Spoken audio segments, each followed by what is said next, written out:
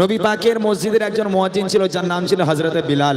ঘটনাটা শুনেন, অনেক ভালো লাগবে আপনাদের শুনতে। হযরতে বিলাল আমরা জানি নবী পাকের মসজিদের মুয়াজ্জিন। তবে এটা কি আমরা শুনেছি ওয়াজের মাধ্যমে যে হযরতে বিলালকে মুয়াজ্জিন থেকে বাদ দেওয়া হয়েছিল? আমরা শুনেছি নবী পাকের মসজিদের মুয়াজ্জিন হযরতে বিলাল, কিন্তু এই বিলালকে মসজিদের কমিটি, নবী পাকের মসজিদের কমিটিরা বিলালকে বাদ দিয়েছিল কিসের জন্য জানেন? একদিন সাহাবায়ে কেরামগণ নবীর কাছে গেল, ইয়া রাসূলুল্লাহ, ইয়া হাবিবাল্লাহ, বিলালের আযান আমরা শুনবো না। কেন? না, বিলাল ছিল কালো, বিলাল ছিল তোতলা, ওর আওয়াজ একটু তুতলে যেত, অতএব বিলালের আযান শুদ্ধ হতো না, বিলালের কণ্ঠ ভালো ছিল না, অতএব আমরা বিলালের আযান শুনবো না, আমরা একটা কারি সাহেব মুয়াজ্জিন রাখবো যার কণ্ঠ খুব ভালো, সে আযান দেবে, আমরা শুনবো। আমার নবী পাক কোনো কথা বললো না, ঠিক আছে তোমরা যা পারো তাই করো। হযরত বিলাল আযান দেওয়ার জন্য এলো, যেই মেম্বারে উঠে দাঁড়ালো, সাহাবায়ে কেরামগণ বলছে, এ বিলাল, তোমাকে আযান দিতে হবে না, বাড়ি চলে যাও। কেন ভাই, কি হয়েছে? না, আমরা একটা অন্য মুয়াজ্জিন রেখেছি, তোমাকে আমরা মুয়াজ্জিন থেকে বাদ দিয়েছি, তুমি বাড়ি চলে যাও, তোমার আযান দেওয়া লাগবে না, আমাদের নতুন মুয়াজ্জিন মধুর সুরে আযান দেবে। হযরত বিলাল মনটা মলিন করে, চোখের পানি টপ টপ টপ টপ করে আল্লাহর জমিনে পড়ে। হযরত বিলাল টুকটুক করে কাঁদতে কাঁদতে বাড়ির পথে রওনা হয়ে গেল। ছোট্ট একটা ঘটনা, শিক্ষণীয় বিষয়। আযান কাকে বলে, আযান কি জিনিস, কবি ছন্দের মাধ্যমে লিখে শুনবেন। ভেসে আসে বিনার গঙ্গে মধুর আযান, যে আযানে মুগ্ধ ছিল শশার রহমান। ভেসে আসে বিনার গঙ্গে মধুর আযান, যে আযানে মুগ্ধ ছিল শশার রহমান। যার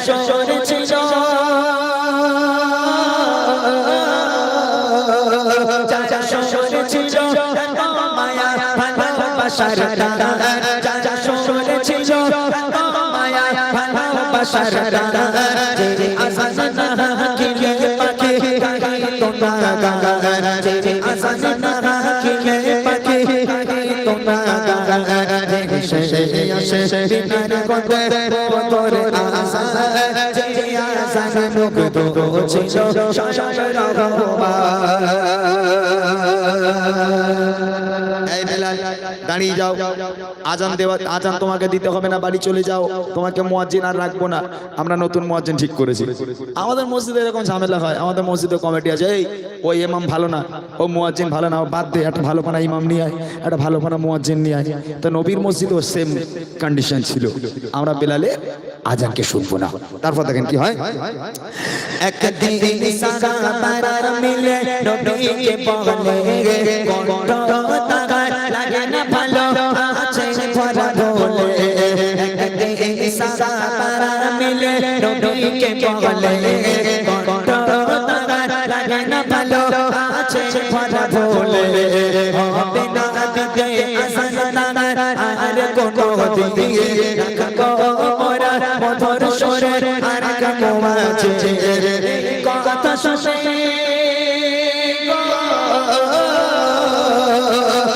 কথা শুনে কেঁদে তেরে গেশার, কথা শুনে কেঁদে তেরে গেশার। লাগে কেন ভালো আমার কণ্ঠের রূপার, লাগে কেন ভালো আমার কণ্ঠের রূপার।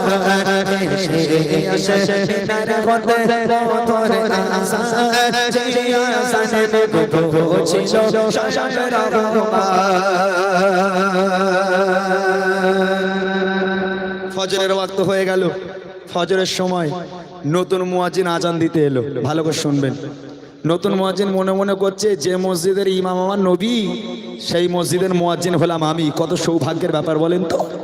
এখন নতুন মুয়াজ্জিন ও ফজরের ওয়াক্ত হওয়ার আগে চলে এসছে মসজিদে, আযান দেবে, মধুর সুরে আযান দেবে।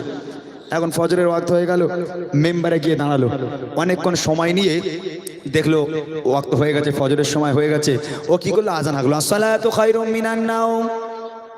আযান হয়ে গেল, আযান কমপ্লিট, কিন্তু সকাল হয় না। নতুন মুয়াজ্জিন মনে মনে করছে, হয়তো আমার সময়ের গন্ডগোল হয়েছে, আমি নতুন, সময় একটু গন্ডগোল হলে হতে পারে। ও কি করেছে, কিছুক্ষণ পর আবার একবার মেম্বারে দাঁড়িয়েছে, আবার ডাকছে, আসসালাতু খায়রুম মিনান নাওম। ঘুম থেকে নামাজ উত্তম, আযান হয়ে গেল, সকাল হয় না। দুবার আযান হয়ে গেল, সকাল হয় না। সাহাবায়ে কেরামগণ পরেশান হয়ে গেল, তাড়াতাড়ি করে মসজিদে চলে এলো। কি ব্যাপার গো মুয়াজ্জিন, কি হলো? বলে, দেখো না ভাই, দুবার আযান দিয়ে দিলাম, সকাল হয় না। এরা মনে মনে করছে বেলাল একবার আযান শেষ করার আগে পাখির কিচিরমিচির শুরু হয়ে যায়, সকাল হয়ে যায়, আর তুমি দুবার আজান দিলে সকাল হয় না? একটা কাজ করো, আবার আবার আবার দাও। ওই মুয়াজ্জিন কি করলো, আবার একবার মেম্বারে দাঁড়ালো, আবার একবার শুরু করেছে আসসালাতু খায়রুম মিনান নাওম। তিনবার আজান হয়ে গেল, তারপরেও সকাল হয় না। এমত অবস্থায় জিবরিল আমিন নবীর ঘরে চলে এলো। নবী পাক ঘুমাচ্ছিলেন, নবীর ঘরে এলো, ইয়া রাসূলুল্লাহ, ইয়া হাবিবাল্লাহ, ফজরের সময় হয়ে গেল, আপনার মসজিদে আজান হলো না কেন? আমার নবী ধরপড় করে ঠেলে উঠেছে।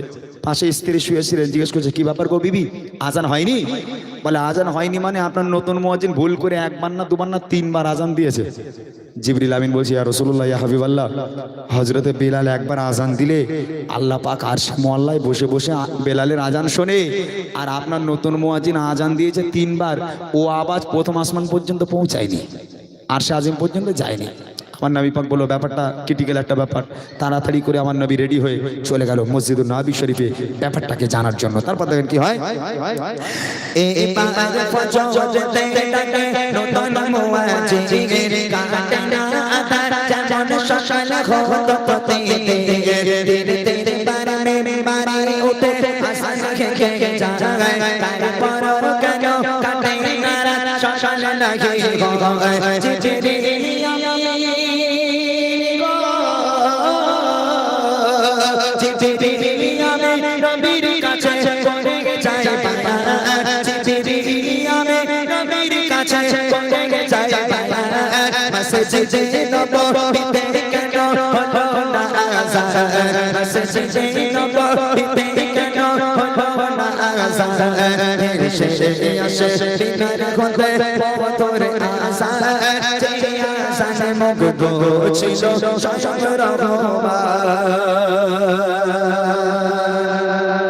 নবী পাক চলে এলো মসজিদে। কি ব্যাপার গো সাহাবা, কি কেস, কি হয়েছে?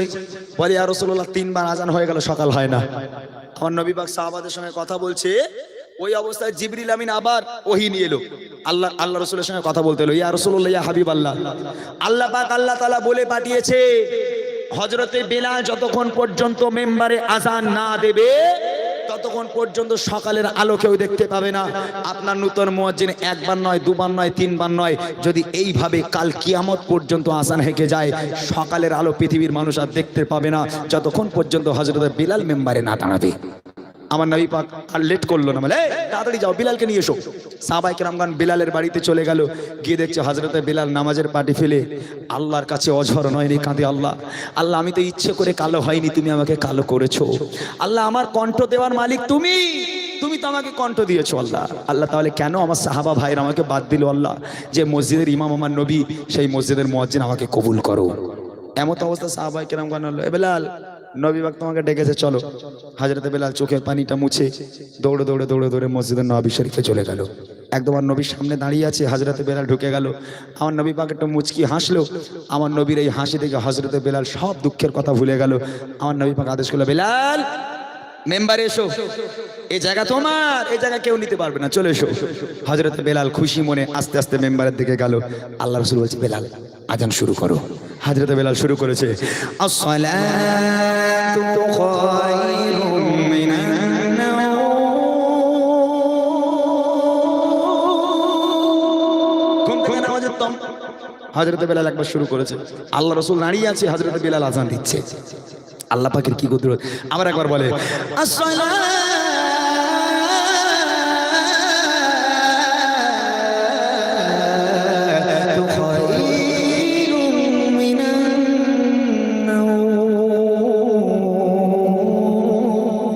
ঘুম থেকে নামাজ উত্তম।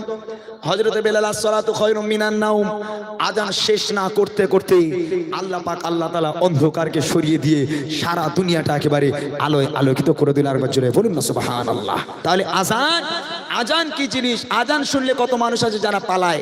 এদিকে যদি মসজিদে মুয়াজ্জিন আজান দেয়, ছেলেরা এদিকে দৌড়ায়। কিন্তু আজানের মধ্যে যে কত প্রেম লুকিয়ে আছে, তোমার আল্লাহর সঙ্গে যে কথোপকথন লুকিয়ে আছে, এটা সবাই জানে না। অতএব এই আজানের ধ্বনিকে সবসময় প্রাধান্য দিতে হবে, আজানকে ভালোবাসতে হবে। শেষ কথা কবি লিখছে, দেখেন, আদেশ করে দয়াল নবী ও সাহাবারা, বেলালকে ডেকে আনো তোমরা আবার তোবারা।